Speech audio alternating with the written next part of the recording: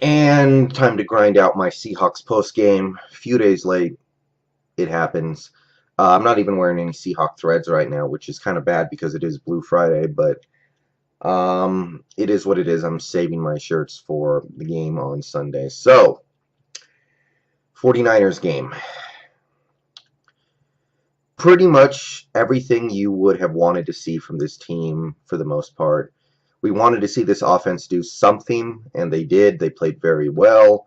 We wanted to see the defense just keep a lid on the 49ers offense and control the game, and they did do that. So, pretty successful.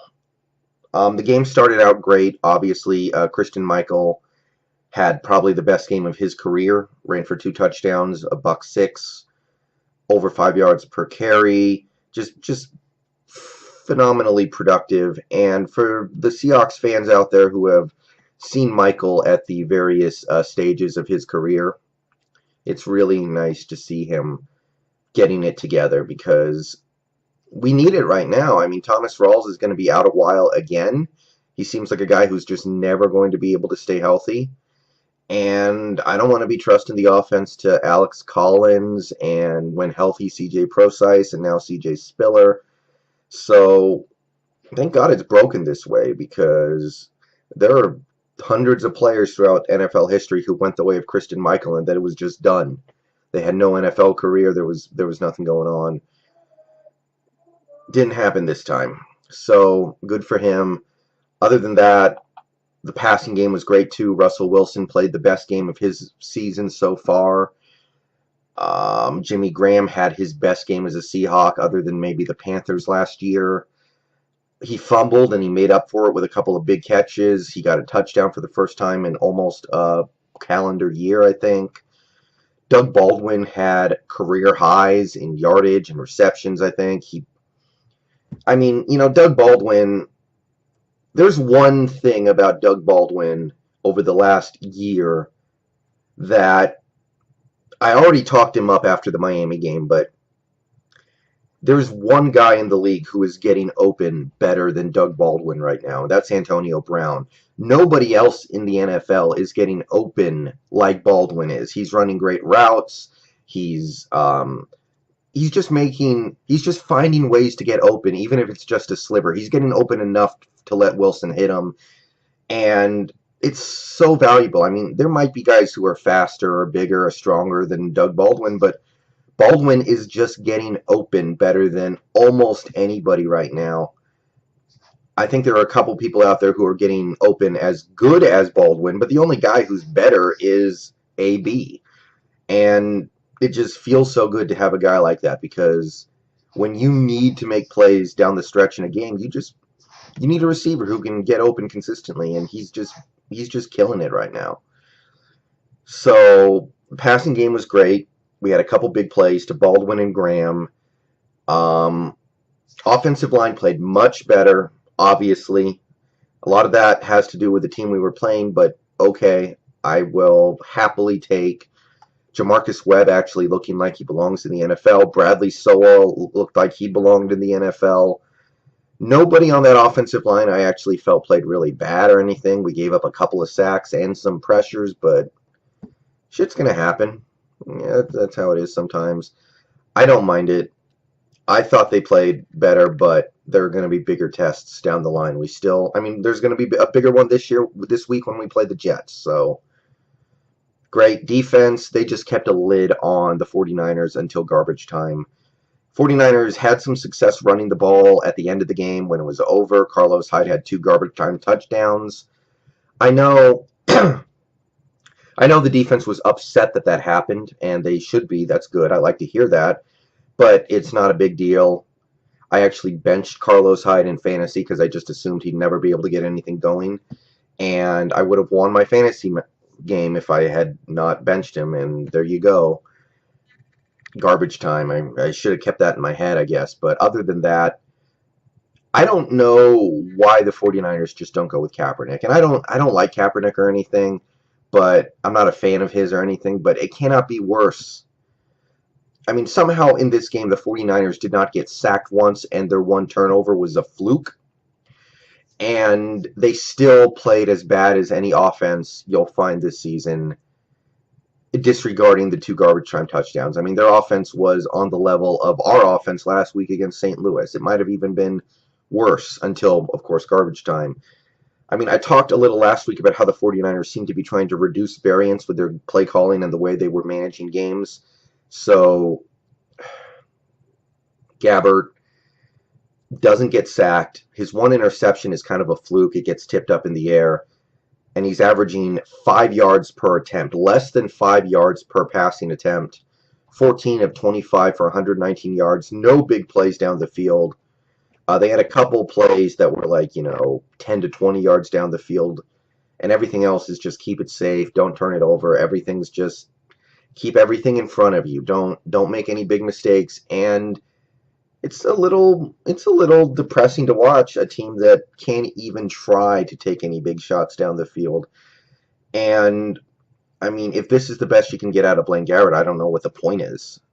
And I'm not saying Kaepernick is good either. In fact, he's probably pretty bad, but there just seems to be something so defeatist in the way the 49ers played this game against the Seahawks. And maybe there's a reason for that, but it was just the way they reduced variance in this game by basically never giving them themselves a chance to even win.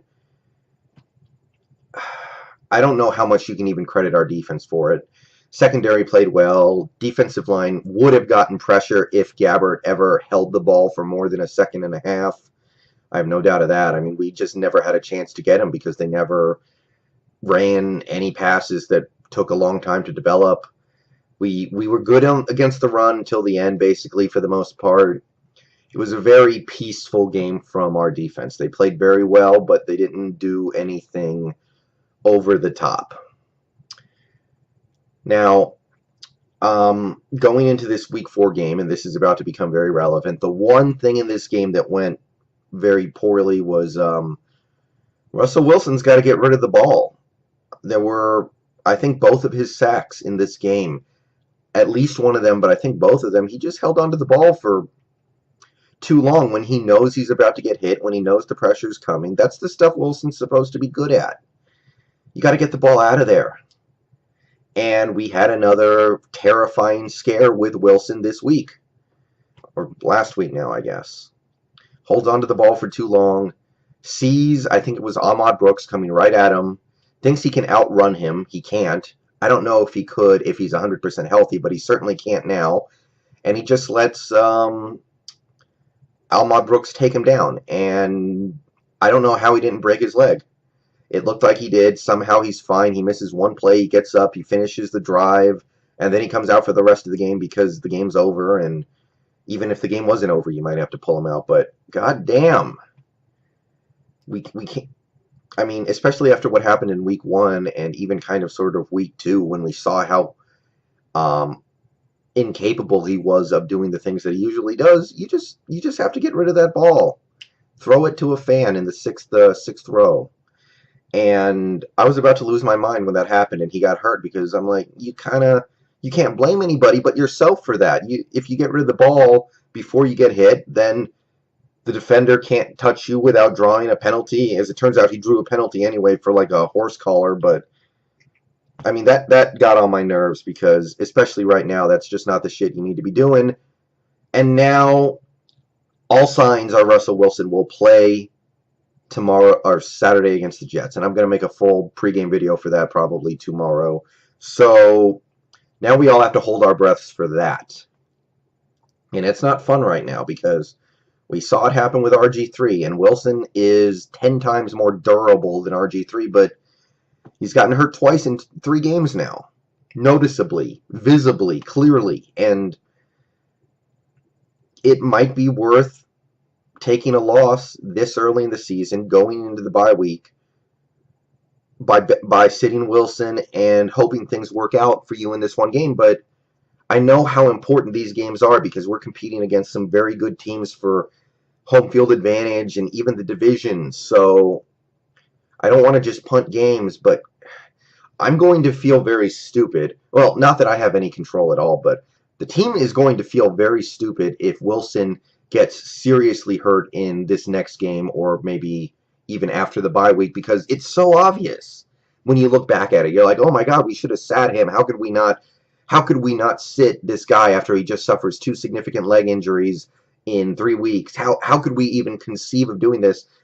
If things go badly, and I know this is being results oriented, if things go badly and Wilson gets hurt for real next time, like this week, everybody's going to feel so dumb, because it's going to be like, oh, this was so obvious that this was going to happen. How could we not bench him this week and give him the bye week to heal up? How could we not do that? But right now, it feels like we're compelled to play him because he looks okay in practice. But it's going to be horrible if things go badly this season with his health, because if it happens, you're going to look back at this and feel like it was very obvious what we were supposed to do. So the Jets game, it's going to come when it comes, but great game by the team. Offense, defense, special teams. It was a complete game. Garbage time touchdowns. Who cares? Trevon Boykin threw his first ever touchdown. Good for him. And 2-1. All right. See you guys later.